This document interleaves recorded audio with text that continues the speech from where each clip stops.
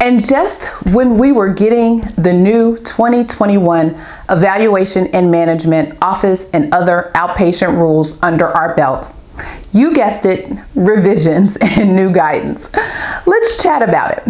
And stay until the end of the video and I'll share how you can obtain our new office and outpatient evaluation and management leveling tool for medical decision making.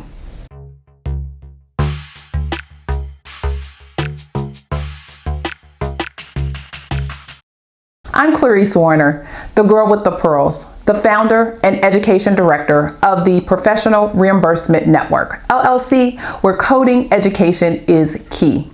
And on this channel, I provide you with information, tips, and strategies on how to become a certified marketable medical coder.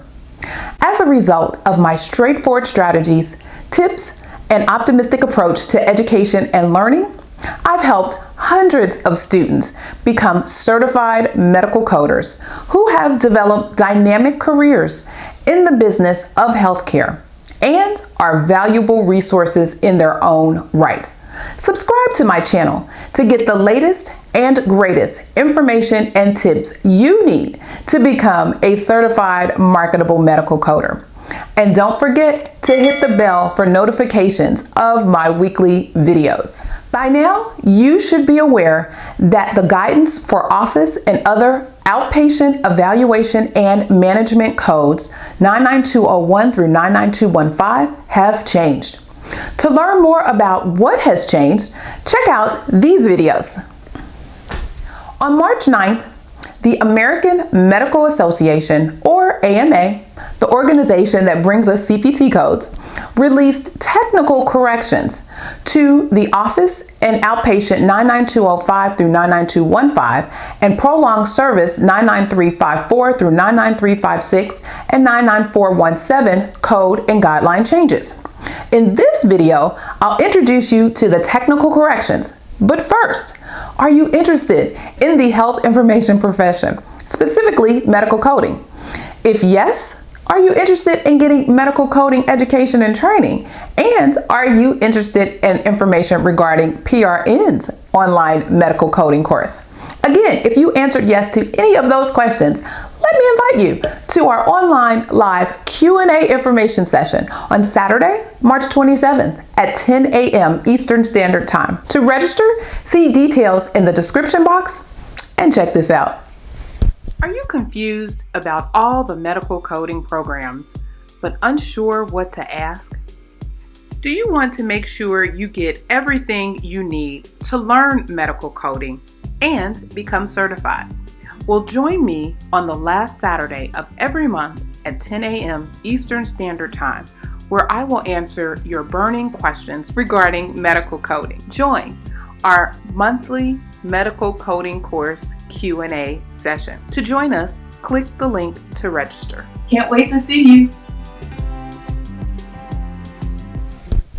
Since the technical corrections are part of the new revisions, they are also effective as of January 1st, 2021.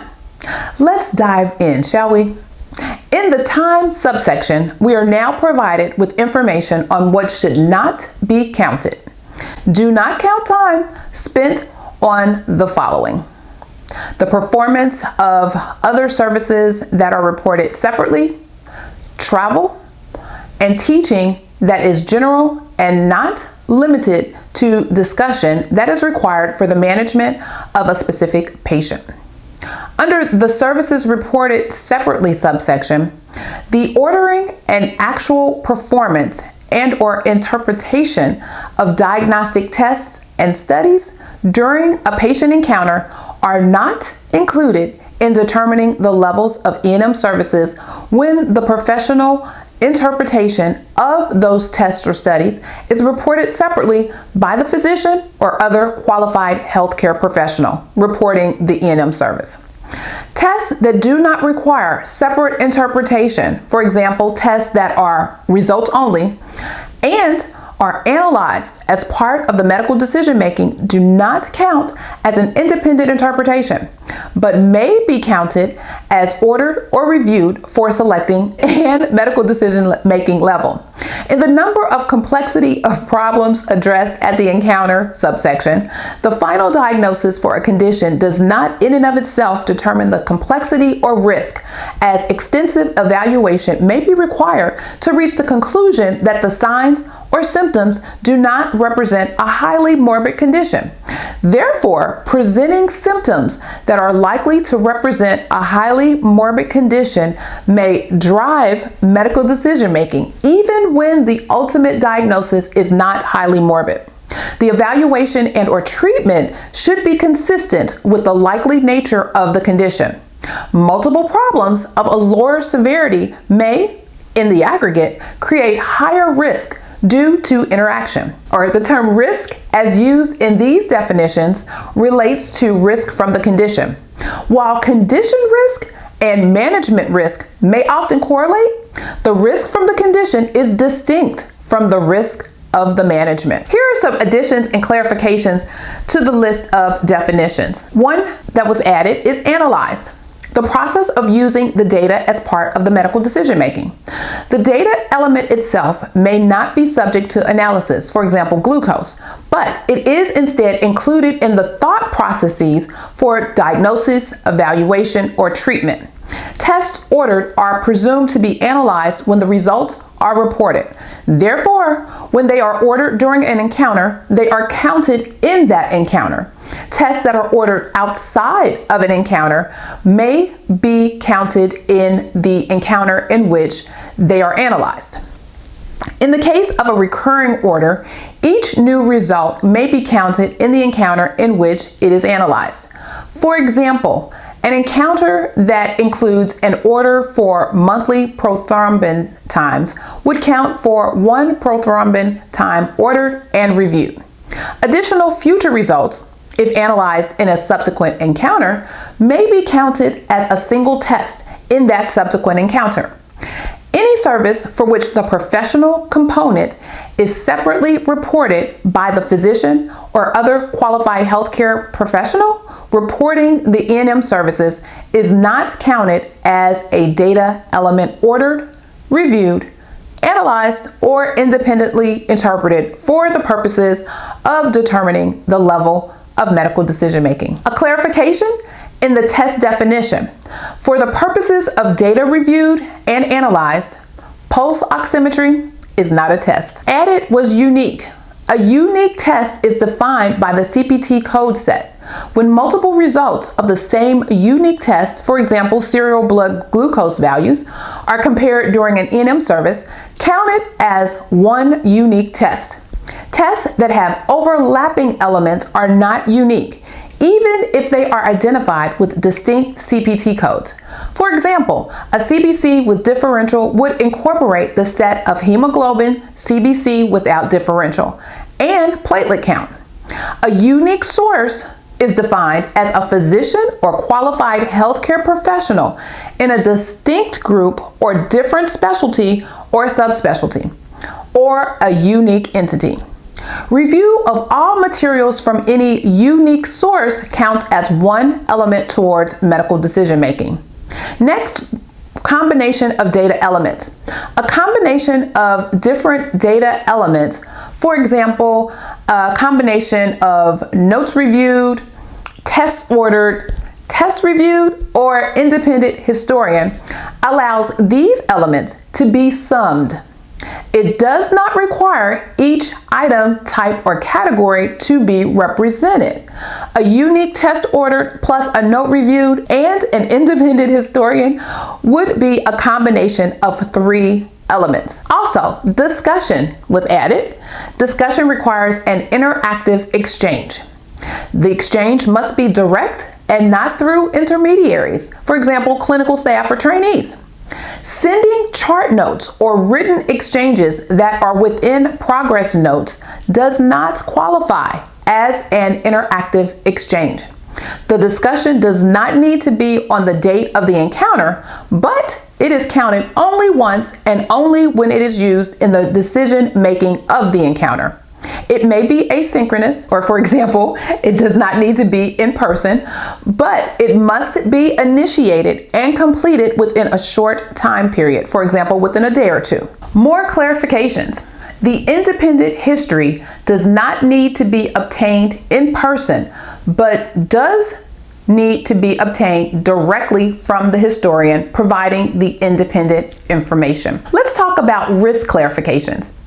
One element used in selecting the level of service is the risk of complications and/or morbidity or mortality of patient management at an encounter.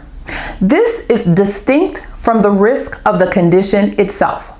Also, the risk of patient management criteria applies to the patient management decisions made by the reporting physician or other qualified healthcare professional as part of the reported encounter. Another addition is surgery, minor or major, elective, emergency, procedure, or patient risk. So for surgery, minor or major, the classification of surgery into minor or major is based on the common meaning of such terms when used by trained clinicians, similar to the use of the term risk.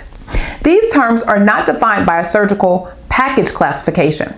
Surgery, elective or emergency, elective procedures and emergent or urgent procedures describe the timing of a procedure when the timing is related to the patient's condition. An elective procedure is typically planned in advance, for example, scheduled for weeks later, while an emergent procedure is typically performed immediately or with minimal delay to allow for patient stabilization. Both elective and emergent procedures may be minor or major procedures. Surgery risk factors, patient or procedure. Risk factors are those that are relevant to the patient and procedure. Evidence-based risk calculators may be used, but are not required, in assessing patient and procedure risk. And in the medical decision-making instructions section, in the amount and complexity of data to be reviewed and analyzed, you will find this clarification regarding ordering tests. Ordering a test may include those considered but not selected after shared decision making. For example, a patient may request diagnostic imaging that is not necessary for their condition, and discussion of the lack of benefit may be required. Alternatively, a test may normally be performed, but due to the risk of a specific patient, it is not ordered. These considerations must be documented. I hope this information on the most recent additions and clarifications to the 2021 Evaluation and Management Guidelines was helpful for you, and you have found value in this video. If so, please share this video link with your friends and colleagues on your social media platforms. You have learned that the AMA released additions and clarifications to the 2021 Evaluation and Management Guidelines on March 9th. You have also learned that these additions and clarifications are also effective January 1st, 2021. And lastly, you have learned that I am hosting a live Q&A information session on March 27th at 10 a.m. Eastern Standard Time. You will get exclusive information on our coding course specials, and I'll answer your burning questions regarding our online medical coding course. Check the link in the description box to register. Question of the day: was this information helpful for you? And did you learn something that you can apply, or at the very least spark some discussion?